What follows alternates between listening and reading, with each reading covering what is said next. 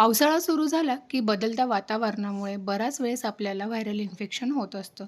मग अशा वेळेस अगदी रोगप्रतिकारक शक्ती वाढवणारे अगदी मस्त पौष्टिक आणि कमीत कमी साहित्यात आज आपण इथे हे लाडू तयार केलेले आहे.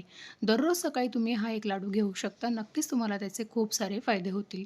चला तर मग अजिबातच वेळ न वाया घालवता लगेच आपण आजच्या व्हिडिओला सुरुवात करूया. त्यासाठी इथे गॅसवर एक कढई गरम करायला ठेवलेली आहे. त्यामध्ये इथे मी 2 चमचे भोपळ्याच्या बिया आणि 2 चमचे टरबूजाच्या बिया घेतलेल्या आहेत. भोपळ्याच्या बिया यामध्ये मॅग्नेशियम, झिंक आणि हेल्दी फॅट्स असतात. त्यामुळे हृदयाचे आरोग्य, हाडे आणि रोगप्रतिकारक शक्ती सुधारण्यास मदत होते. त्यानंतर टरबूजाच्या बिया त्यासुद्धा आरोग्यासाठी अत्यंत पौष्टिक असून त्यात protein, magnesium, omega 3 fatty acid आणि लोह भरपूर प्रमाणात असते. हृदयाचे आरोग्य, रोगप्रतिकारक शक्ती वाढवते किंवा केस, त्वचा अगदी सुदृढ ठेवण्यासाठी अत्यंत त्या फायदेशीर ठरतात. अशा ह्या भरपूर सारे फायदे असलेल्या टरबूजाच्या आणि भोपळ्याच्या बिया अगदी मंद आचेवर फक्त एखाद्या मिनिटांसाठी इथे मी परतवून घेतलेल्या आहेत. आता ह्या एका प्लेटमध्ये आपण काढून घेऊया. आता बिया काढून घेतल्या त्याच कढईमध्ये फक्त 1 चमचा इथे मी साजूक तूप घेतलेलं आहे. त्यामध्ये आता आपण काही सुकामेवा भाजून घेणार आहोत. तर अर्धी वाटी इथे मी बदाम घेतलेले आहेत. अर्धी वाटी आपल्याला काजू घ्यायचे आहेत आणि तेवढेच म्हणजे अर्धी वाटी इथे मी अक्रोडसुद्धा घेतलेले आहेत. हे सुद्धा तुपामध्ये आपल्याला फक्त 2 मिनिटांसाठी व्यवस्थित असे भाजून घ्यायचे आहेत या पद्धतीने. हा सर्व सुकामेवा असा तुपामध्ये थोडासा परतवून घेतला की लाडू आपले भरपूर दिवस टिकतात, अजिबात खराब वगैरे होत नाही आणि लाडूला एक वास वगैरे येत नाही आणि अगदी छान असे लाडू तयार होतात. फक्त 2 मिनिटांसाठी तुपामध्ये याला चांगलं असं भाजून घ्यायचं आहे. तर इथे मी फक्त काजू, बदाम आणि अक्रोड घेतलेले आहेत. तुम्हाला हवं असेल तर तुम्ही यामध्ये पिस्ते किंवा थोडेसे मनुकेसुद्धा घातले तरीसुद्धा चालणार आहेत. तर यालासुद्धा फक्त आपल्याला 2 मिनिटांसाठी चांगलं तुपामध्ये भाजून घ्यायचं आहे. तर हे बघा, ह्या पद्धतीने सुकामेवा आपला हलकासा इथे भाजून झालेला आहे. आता हा सर्व एका प्लेटमध्ये आपण काढून घेऊयात. त्यानंतर आता आपण मखाने भाजून घेणार आहोत. तर इथे मी 2 कप मखाने घेतलेले आहेत. अगदी कोणत्याही किराणा दुकानामध्ये तुम्हाला हे मखाने सहज मिळून जातील. यालाच आपण मराठीमध्ये कमळाच्या बिया असं म्हणतो. आता या मखाण्यांमध्ये कॅल्शियम, प्रोटीन आणि फायबरचे प्रमाण भरपूर प्रमाणात असल्यामुळे आरोग्यासाठी अगदी सुपरफूड असं मानलं जातं. हाडे मजबूत करण्यासाठी किंवा वजन कमी करण्यासाठी, पचन सुधारण्यासाठी हे मखाने अत्यंत फायदेशीर ठरतात. त्यामुळे ज्यांना कॅल्शियमची कमी असेल किंवा हाडेदुखी, कंबरदुखी, सांधेदुखीचा त्रास असेल त्यांनी अगदी नक्कीच हे मखाण्यांचं सेवन केलं पाहिजे.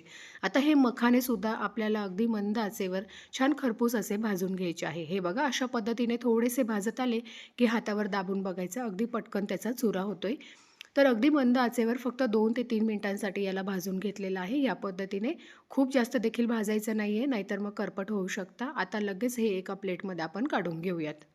त्यानंतर आता आपण खोबरं भाजून घेणार आहोत. तर 1.5 कप इथे मी खोबरं घेतलेलं आहे. अगदी बारीक किसणीने याला मी किसून घेतलेलं आहे. यालासुद्धा आपल्याला थोडासा तांबूस रंग येईपर्यंत भाजून घ्यायचा आहे. आता खोबऱ्याचं प्रमाण तुम्ही तुमच्या आवडीप्रमाणे इथे कमी अधिकसुद्धा करू शकता. आता इथे मी ह्या लाडूंमध्ये खारीक पावडर वापरलेली नाही आहे. पण जर तुम्हाला वापरायची असेल तर तुम्ही 1.5 वाटी खारकेची पावडरसुद्धा ह्या लाडूंमध्ये वापरू शकता. तर हे बघा ह्या पद्धतीने अगदी हलकासा तांबूस रंग येईपर्यंत खोबरं इथे मी भाजून घेतलेलं आहे.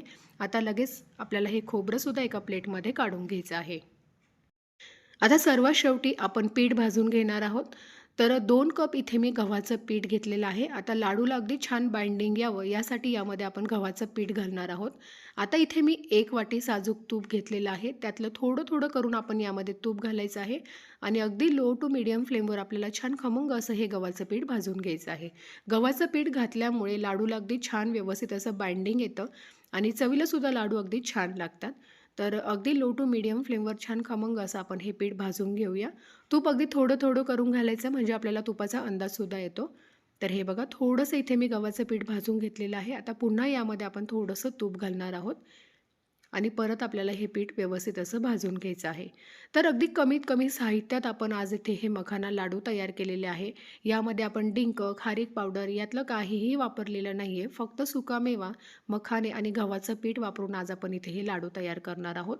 गॅसची फ्लेम ही अगदी मीडियम ठेवायची आहे म्हणजे अगदी खमंग असं पीठ भाजलं जातं आणि सतत चमच्याने आपल्याला त्याला परतत राहायचं आहे म्हणजे सर्व साईडने अगदी एकसारख्या रंगावर हे पीठ भाजलं जातं.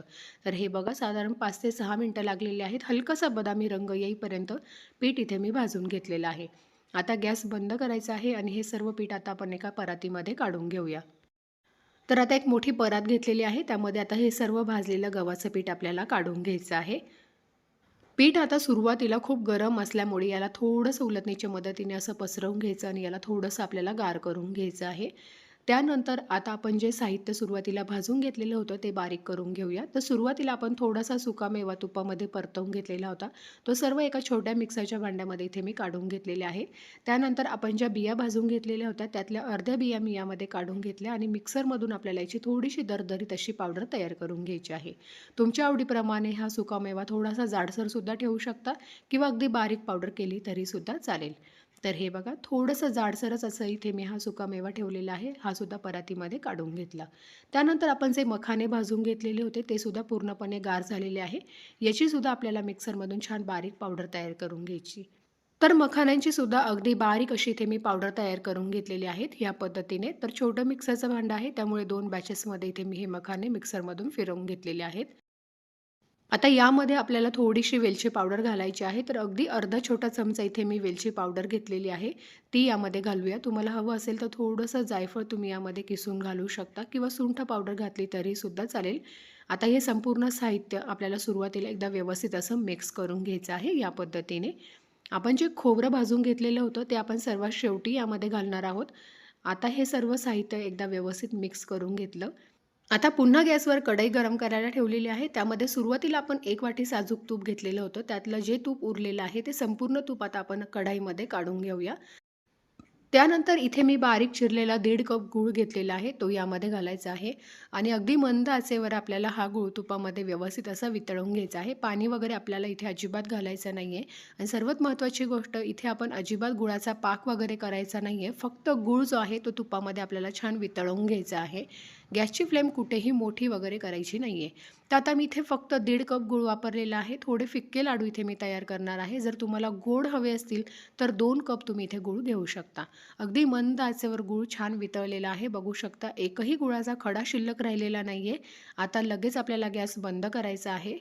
आता गूळ गरम असतानाच आपल्याला ह्या संपूर्ण मिश्रणामध्ये हा गूळ ओतून घ्यायचा आहे या पद्धतीने.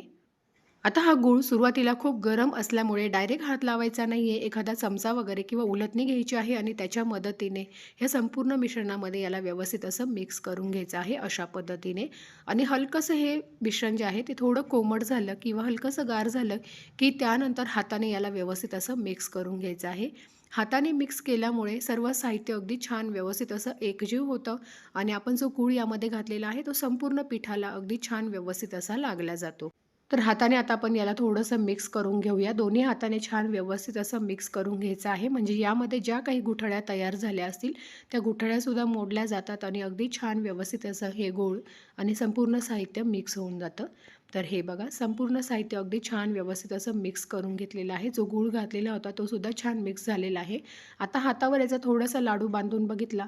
लाडू बांधला जातोय, पण तरी पण थोडंसं मिश्रण मला कोरडं वाटतंय. तर पुन्हा वरून थोडंसं साजूक तूप इथे मी गरम करून घालणार आहे. तर साधारण 5 ते 6 चमचे साजूक तूप इथे मी गरम करून घेतलं आणि ते यामध्ये घातलेलं आहे. त्यानंतर आपण ज्या भोपळ्याच्या आणि टरबूजाच्या बिया थोड्याशा शिल्लक ठेवलेल्या होत्या त्या यामध्ये घालूयात. आणि जे सुकं खोबरं आपण भाजून घेतलेलं होतं ते ह्या स्टेजला आपल्याला यामध्ये घालायचं आहे आणि पुन्हा हे संपूर्ण साहित्य एकदा छान व्यवस्थित असं मिक्स करून घ्यायचं आहे. आता तुपाचं प्रमाण तुम्ही तुमच्या आवडीप्रमाणे थोडंफार कमी अधिक इथे करू शकता. थोडंसं मिश्रण हातावर घेऊन बघायचं. लाडू बांधला जात असेल तर बांधून घेऊ शकता किंवा लाडू बांधला जात नाही असं वाटत असेल तर वरून थोडंसं तूप तुम्ही इथे गरम करून यामध्ये घालू शकता. आता पुन्हा संपूर्ण साहित्य अगदी छान व्यवस्थित असं मिक्स करून घेतलं या पद्धतीने. आता हे जे मिश्रण आहे अगदी गरम गरम असतानाच आपल्याला याचे लाडू बांधून घ्यायचे आहे. तर अगदी छोट्या छोट्या साईजमध्ये मी हे लाडू इथे तयार करून घेणार आहे. तर हे बघा अगदी मस्त गोल गरगरीत असे हे लाडू इथे बनवून तयार होतात. एक लाडू तयार झालेला आहे. अशाच पद्धतीने अजून एक लाडू तुम्हाला इथे मी बनवून दाखवते. तर हे बघा दुसरासुद्धा लाडू इथे आपला बनवून तयार झालेला आहे. अशाच पद्धतीने उरलेल्या संपूर्ण पिठाचे आता आपण इथे हे लाडू तयार करून घेऊया.